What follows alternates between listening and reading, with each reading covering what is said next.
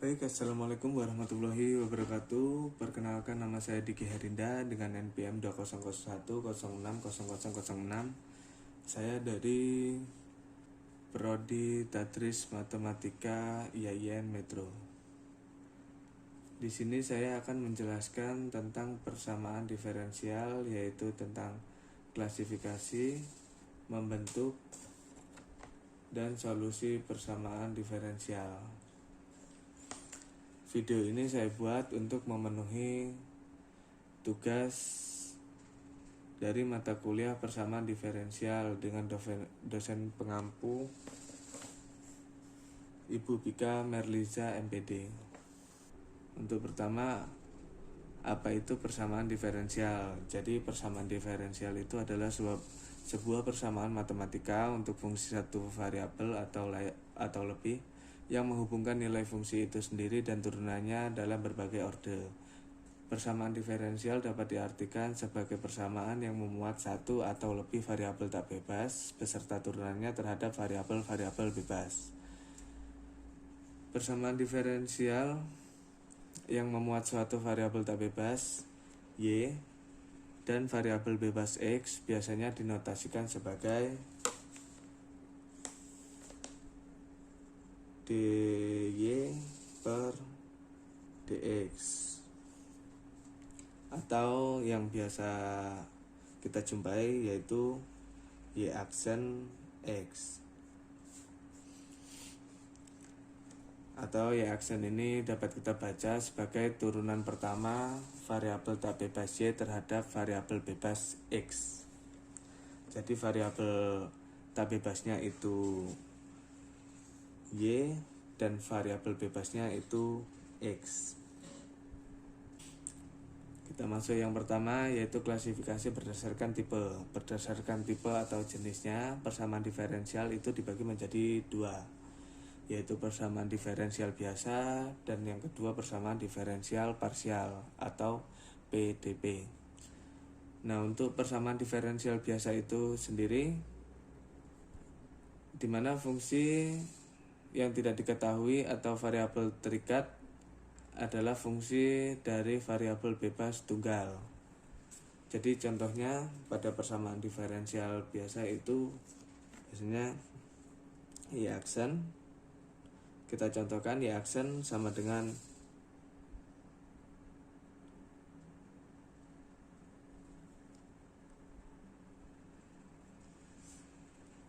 plus sin x, dimana variabel bebasnya itu x. Jadi variabel bebasnya itu x dan variabel tak bebasnya itu y. Nah, untuk persamaan parsial sendiri itu adalah persamaan yang mengandung suku-suku diferensial parsial.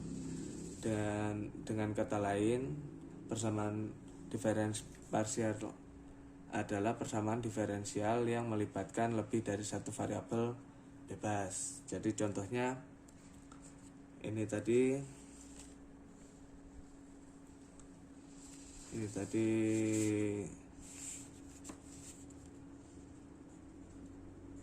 PDB atau variabel diferensial bebas.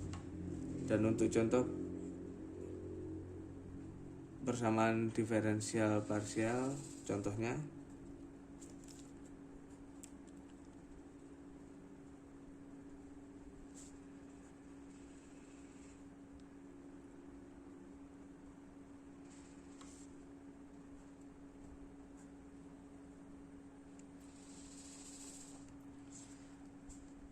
itu contohnya misalkan e kuadrat v per x kuadrat plus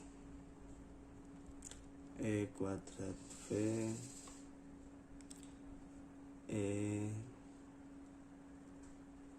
x kuadrat sama dengan 0. Nah, kalau kita lihat dari contoh ini, maka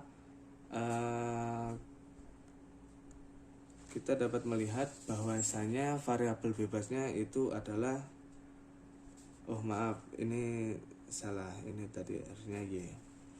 Jadi variabel bebasnya itu adalah X dan Y. Dan kemudian untuk variabel tak bebasnya itu adalah V. V ya kawan-kawan. Nah, jadi dari kedua ini kita dapat membedakan mana yang diferensial biasa, mana yang parsial. Jadi untuk diferensial biasa itu variabel bebasnya itu tunggal ya teman-teman. Jadi variabel bebasnya itu ada satu, dan untuk parsial itu ada dua atau lebih. Nah, untuk biasanya pada umumnya itu variabel bebasnya itu X dan variabel tak bebasnya itu Y. Dan sedangkan untuk parsial itu variabel bebasnya bisa X, Y, dan sebagainya. Kemudian untuk tak bebasnya ya ini seperti V atau sebagainya gitu ya. Hanya yang membedakan itu adalah variabel bebasnya. Kalau di biasa itu tunggal, kalau di parsial itu bisa dua atau lebih. Baik teman-teman, kita lanjutkan untuk yang kedua, yaitu klasifikasi berdasarkan orde. Pada klasifikasi persamaan diferensial berdasarkan ordenya, penentuan orde dalam suatu persamaan diferensial tergantung pada kandungan fungsi turunan di dalam persamaan diferensial tersebut, yang mana orde persamaan diferensial ditentukan oleh turunan tertinggi dalam persamaan tersebut.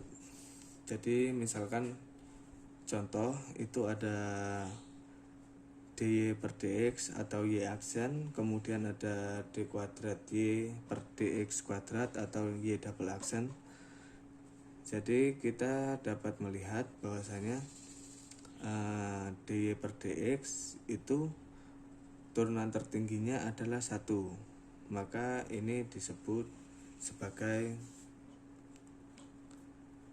orde 1. Kemudian untuk d kuadrat y per dx kuadrat atau y double aksen, kita dapat melihat bahwasanya ini turunan tertingginya yaitu adalah 2, maka ini disebut dengan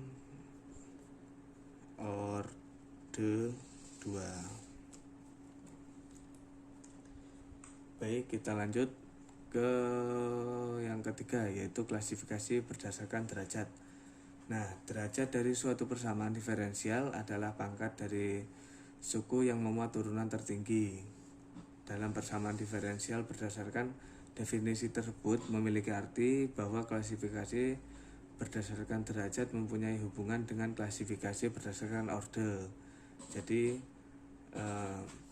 klasifikasi ini masih ada hubungannya dengan klasifikasi sebelumnya, yaitu berdasarkan orde. Jadi untuk menentukan derajat, jadi kita harus menentukan dulu orde tertinggi dari suatu persamaan diferensial. Jadi misalkan ada contoh, kita batasi. Contoh misalnya ada x dy per dx min y kuadrat sama dengan 0. Jadi kita lihat dulu ordenya. Nah, di sini kan turunan tertingginya yaitu 1 ya. Nah, ini 1 dy per dx. Jadi kita tuliskan bahwasanya ordenya orde 1. Nah, kemudian kita lihat derajat dari persamaan ini. Nah, ini kan dy per dx nya itu berpangkatkan 1. Jadi derajatnya itu 1.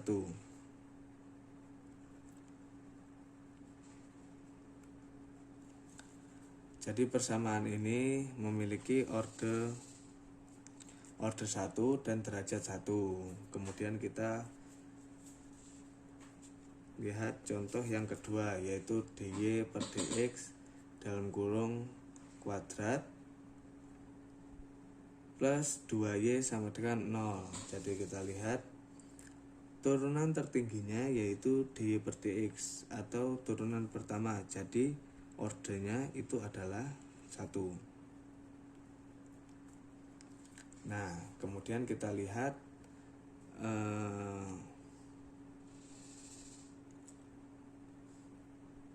derajatnya yaitu 2. Nah, ini kita dapat melihat di sini. Jadi dibatasi kurung itu berpangkatkan 2. Jadi dapat kita lihat bahwasanya itu derajatnya adalah 2.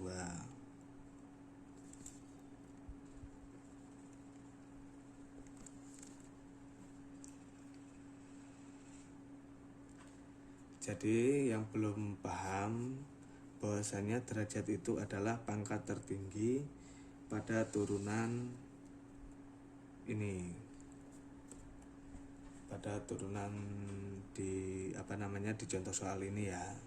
Jadi pangkat tertingginya itu adalah 2, maka derajatnya itu juga 2. Jadi untuk contoh yang kedua itu memiliki ordo 1 derajatnya 2. Baik, kita lanjut untuk yang keempat, yaitu klasifikasi berdasarkan nilai variabel bebas. Berdasarkan nilai variabel bebasnya, persamaan diferensial dibagi menjadi 2, yaitu syarat awal dan syarat batas. Jadi pada persamaan diferensial untuk satu nilai variabel bebas yang mempunyai satu atau lebih nilai syarat disebut dengan syarat awal. Dan kemudian jika persamaan diferensial syarat yang diberikan lebih dari 1 nilai variabel bebas disebut syarat batas, yang merupakan persamaan diferensial.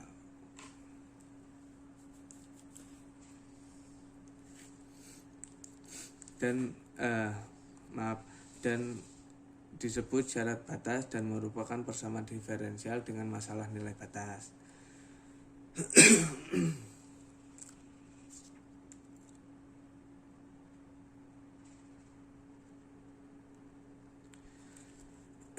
Jadi contohnya misalkan ada contoh 4 Y double aksen 23 Y aksen sama dengan X.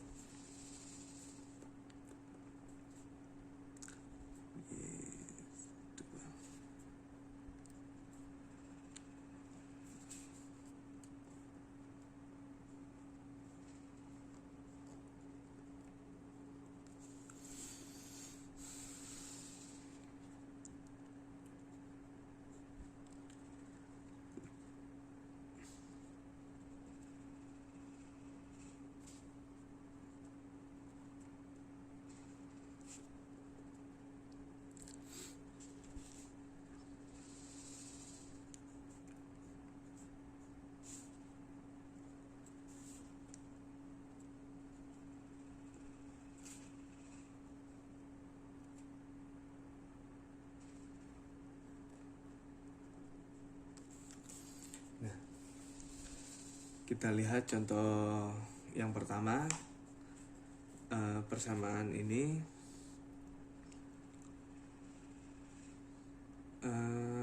persamaan diferensial ini kita lihat memiliki masalah nilai awal karena 2 syarat X yang sama, yaitu 2. Jadi ini X nya itu nilainya sama, yaitu 2. Dan kemudian kita lihat untuk contoh yang kedua. Nah, persamaan yang kedua ini sebenarnya sama saja, cuman yang membedakan batasnya. Jadi untuk batasnya, masalah batasnya itu ada 2 syarat pada X-nya. Dan nilai X-nya itu berbeda, yang satu nilai X-nya 1 dan yang satunya nilainya 2. Jadi untuk membedakan mana yang syarat awal dan syarat batas itu dapat dilihat dari nilai X-nya. Nah, ini untuk yang satu ini awal,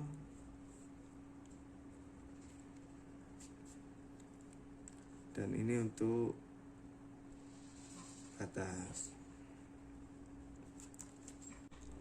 Baik, untuk yang kelima yaitu klasifikasi berdasarkan homogenitas. Dalam menentukan klasifikasi ini ada 5 cara, yaitu yang pertama letakkan semua suku-suku persamaan yang melibatkan variabel dependen di ruas kiri. Dan kemudian homogen, jika tidak ada yang tersisa di ruas kanan, persamaannya homogen. Dan kemudian jika ada suku yang melibatkan T atau konstanta tetapi bukan Y tersisa di ruas kanan, persamaan tersebut tidak homogen. Dan selanjutnya yaitu persamaan diferensial parsial disebut homogen jika semua suku mengandung U atau turunan parsialnya sebaliknya disebut non homogen. Jadi misalnya contohnya kita ada do kuadrat U per X kuadrat per do X kuadrat plus do kuadrat U per do Y kuadrat sama dengan 0. Jadi kita lihat, kita analisis dulu ordonya. Ya, kita kembali yang tadi bahwasanya ordo itu adalah turunan tertinggi. Jadi kita lihat turunan tertingginya yaitu 2. Jadi ordonya adalah 2.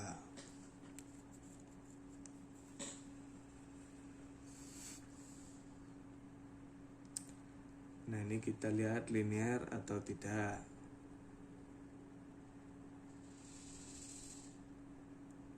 Nah, jadi karena ini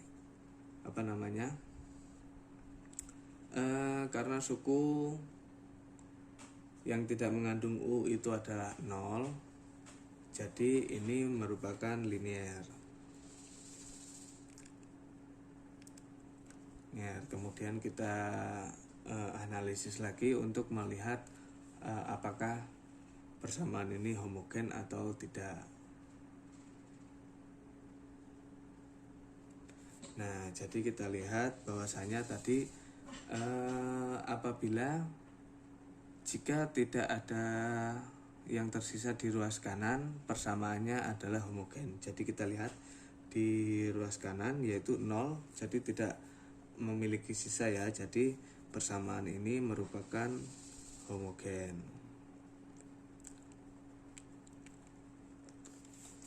Nah, jadi persamaan diferensial ini merupakan order 2 karena turunannya memiliki pangkat tertinggi yaitu 2, dan kemudian linear karena suku yang mengandung U itu bernilai 0, dan homogen, persamaan ini homogen karena ruas kanannya tidak memiliki sisa atau nilainya 0. Baik, karena tadi kita sudah membahas 5 klasifikasi persamaan diferensial, jadi kita lanjutkan untuk membentuk yang kedua yaitu membentuk persamaan diferensial. Jadi untuk membentuk persamaan diferensial perlu memperhatikan beberapa langkah dalam proses pembentukan suatu persamaan diferensial. Nah, untuk langkah-langkahnya sendiri itu yang pertama, tentukan banyaknya konstanta sembarang, dan kedua, tentukan persamaan tentukan persamaan sebanyak-banyaknya konstanta sembarang. Yang ketiga, jika masih memuat konstanta sembarang, maka konstanta tersebut perlu dihilangkan terlebih dahulu dengan melibatkan soal dan turunannya. Jadi misalkan contohnya 1, Y sama dengan X kuadrat plus X plus C. Jadi dimana C ini merupakan konstanta sembarang, maka untuk menghilangkannya kita turunkan, yaitu menjadi Y. Nah, untuk menghilangkan maka kita rubah menjadi dan pertama yaitu Y aksen 2X plus 1. Cukup mudah ya untuk menghilangkan konstantanya. Itu soal yang kedua.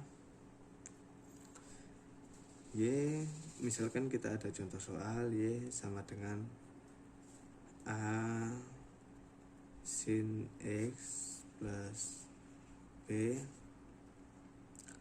cos X. Nah, agar kita tahu mana konstantanya, kita analisis dulu.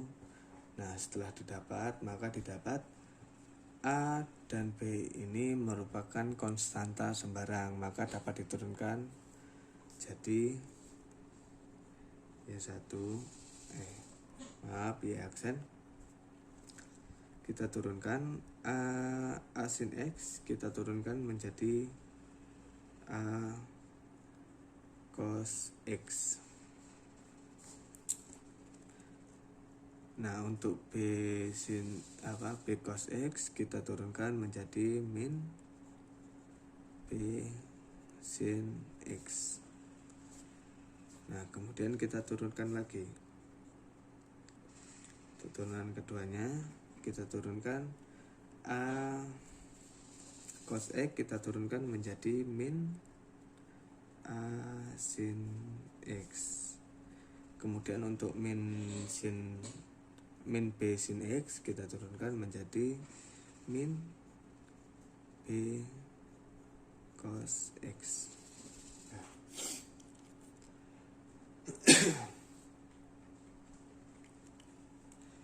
Setelah kita turunkan untuk turunan kedua, dapat kita lihat bahwasanya turunan kedua dengan persamaan yang pertama itu mirip. Jadi kita rubah sedikit untuk mengeluarkan minnya. Jadi min dalam kurung A sin X plus B cos X kurung.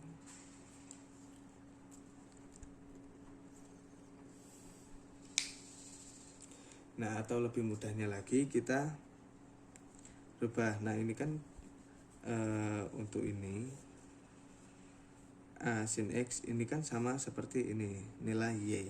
Jadi kita jadi Y double aksen sama dengan min Y.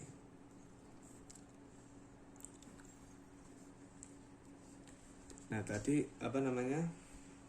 untuk cara membentuknya, cara yang ketiga, jika masih memuat konstanta sembarang kita turunkan tersebut, jika masih memuat konstanta sembarang, maka konstanta tersebut perlu dihilangkan terlebih dahulu dengan melibatkan soal dan turunannya. Setelah kita turunkan dan menghilangkan konstantanya dengan diganti dengan Y, maka kita dapatkan menjadi Y double aksen sama dengan min Y. Nah, kemudian kita tinggal kita pindah ruas saja ya, agar menghilangkan minnya. Sama dengan Y sama dengan 0. Nah, maka hasil akhirnya kita dapat Y double aksen plus Y sama dengan 0.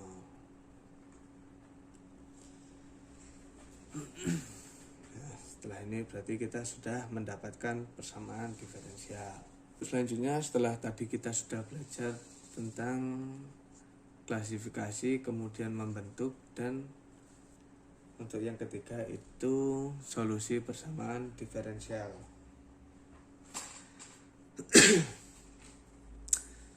Jadi untuk solusi persamaan diferensial itu adalah sembarang fungsi yang memenuhi untuk persamaan diferensial tersebut.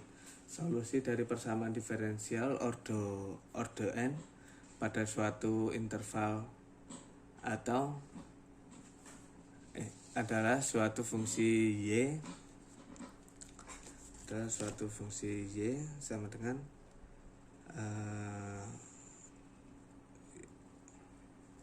fx yang memiliki paling sedikit turunan sampai ke n pada interval dan memenuhi persamaan diferensial yang diberikan untuk semua x di interval secara umum. Solusi persamaan diferensial dibedakan menjadi beberapa macam, yaitu solusi umum dan solusi khusus. Kemudian ada solusi implisit dan solusi eksplisit. Jadi untuk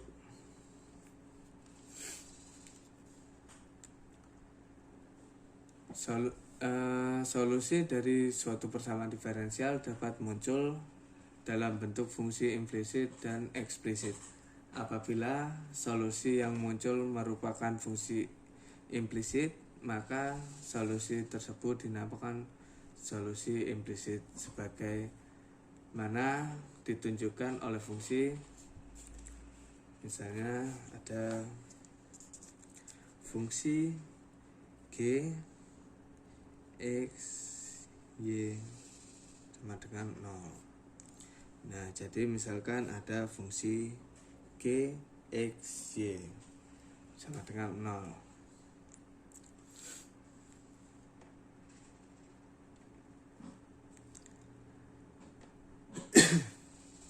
Nah, fungsi ini dapat dikatakan implisit karena nilai x dan y-nya itu belum diketahui. Jadi karena belum diketahui, jadi fungsi ini dikatakan merupakan solusi implisit. Nah, sedangkan untuk eksplisit sendiri itu dapat dituliskan misalkan y sama dengan g x. Nah, jadi untuk eksplisit itu nilai x atau y-nya itu sudah diketahui. Jadi dapat kita contohkan yaitu y sama dengan gx. Jadi nilai y-nya itu sudah kita ketahui, yang mana nilai y-nya itu merupakan gx. Cukup mudah untuk membedakan mana yang implisit dan eksplisit. Nah, kemudian untuk solusi umum. Jadi solusi umum dari suatu persamaan diferensial adalah semua solusi dari persamaan diferensial tersebut yang memuat suatu konstanta sembarang c. Apabila dari sembarang c tersebut dipilih c tertentu, maka solusi yang diperoleh merupakan solusi khusus dari persamaan diferensial tersebut.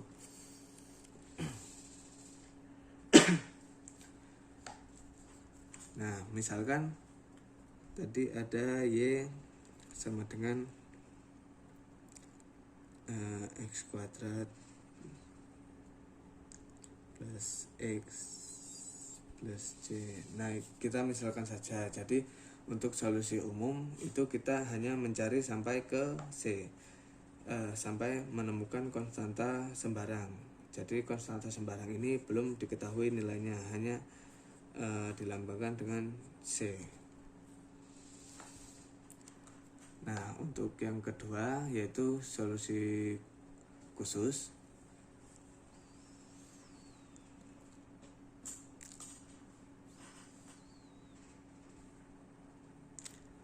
Nah, jadi selain solusi umum dan solusi khusus,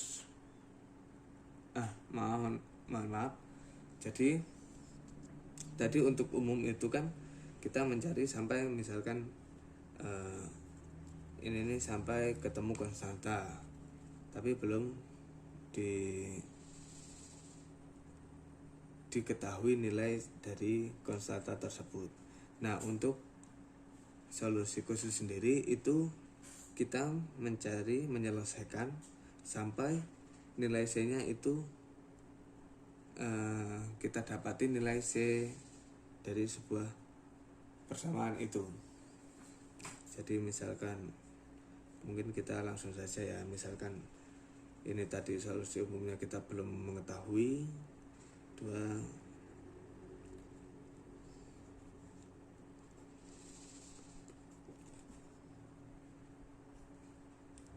Misalkan kita sudah mengetahui bahwa nilai C-nya itu -1 atau sebagainya gitu.